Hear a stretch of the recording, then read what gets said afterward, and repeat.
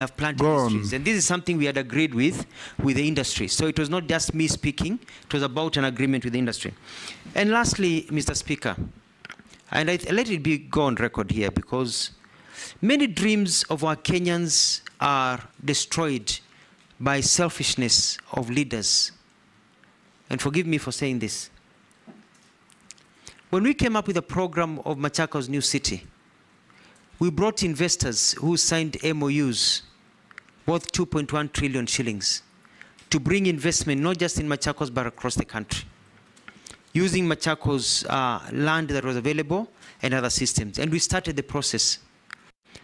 Mheshimiwa Johnston Muthama and the Wiper Party went to court and got an injunction against us. Point of order, Chairman. Point of order, Chairman. Yes, because he's just named my party. Let him finish. He just mentioned my party. I'll give you an opportunity. Oh. Let him finish what... and I want... go on, yeah. Nominee. They went to court and put an injunction, and an injunction was issued by court that we cannot proceed with that program until the court rules otherwise. The court took 5 years. Justice delayed is justice denied.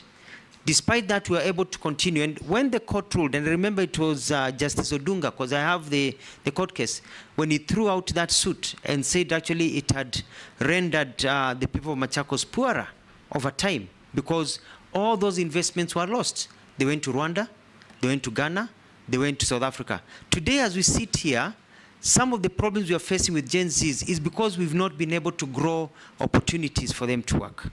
That was a valid dream that was stopped by leaders who are more concerned about political clout of one another rather than taking care of the people of this country. We have to be able to be selfless to know that some programs you may not support them, but they are good for the country. And you support them because they provide employment and opportunities for others. We lost, the person who has built Dubai Mall, he came and he committed $400 million. That is the one that had a component of Formula One? Yes.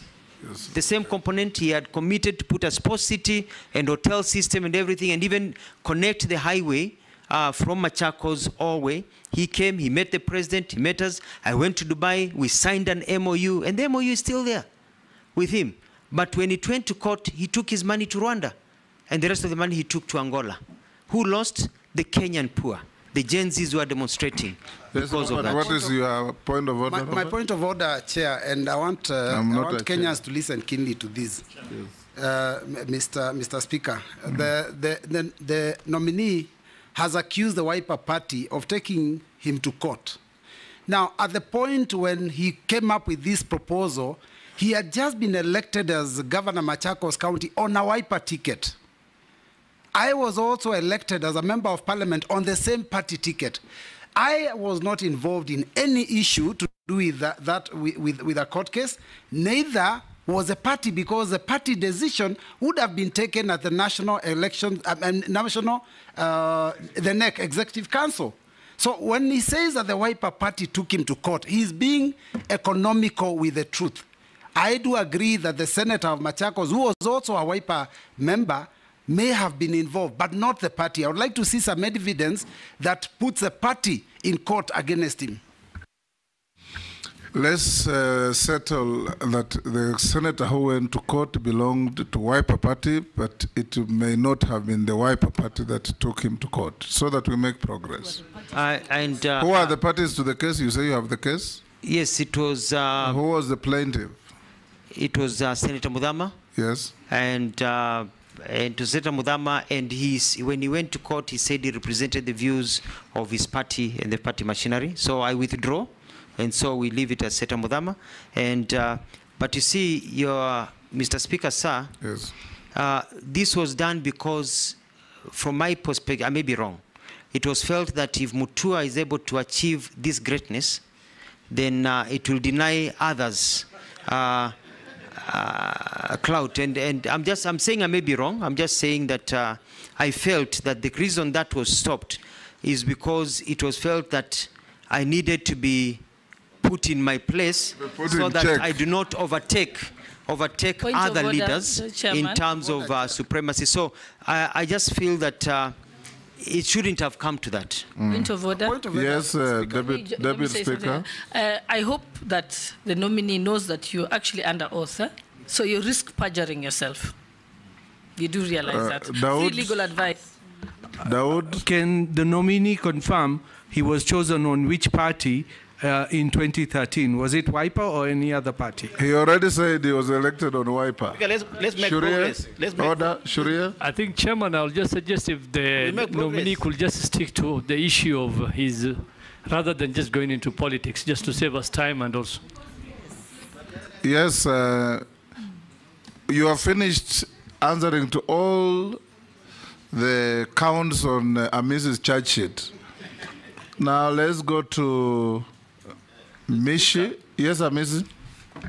He has answered everything, including the one that was sent in by a member of the public. It's not a court case. Yes. The reason why I've pushed all those is because of your history. And you know, there is developmental stage. You can't just go to a country, copy something, and replicate here, and you think everything will work.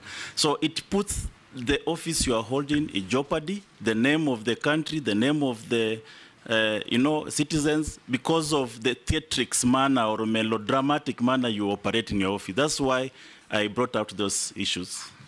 I'll take the next three. Mishi, Honorable Mishi, Honorable Sharia, and Honorable Raso. Thank you. Working there, ranging from denying of food, beaten to death, taken to jail under unnecessary circumstances.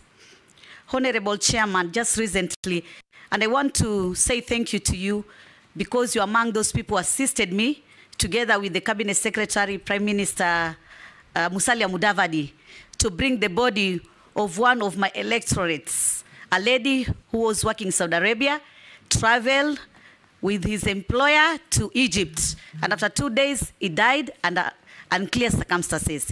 It took us 1.5 months to have the body brought to Nairobi, then transferred to Mombasa.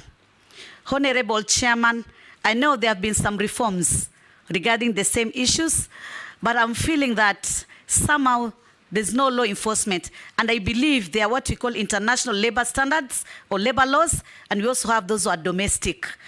And most of the time we are talking about this issue, we are putting some reforms, but yet nothing is being done. In the reports of that case which I've just mentioned, it has written that the death of this lady is under investigation. And this is not the first time. I had another previous case some months back. It had the same report that it is under investigation. But after that, there is no feedback, there is nothing, and it's just like that, and no justice is achieved on that. So my question is, do we have some protocol where should be followed in case of such unfortunate happenings that the family maybe need to follow so that to ensure that they get the body at good time? For us as Muslim, you can imagine she was a Muslim and she had to stay in mortuary for almost 1.5 months for her to come back to Kenya. So I'm like, this is an area where we have to put some policies or rather some measures. And I know we have some impediment because some of the countries, maybe they are not subscribing to the United Nations and especially on universal human rights law. And that is why it became very difficult. We have been putting so many resolutions at the international level.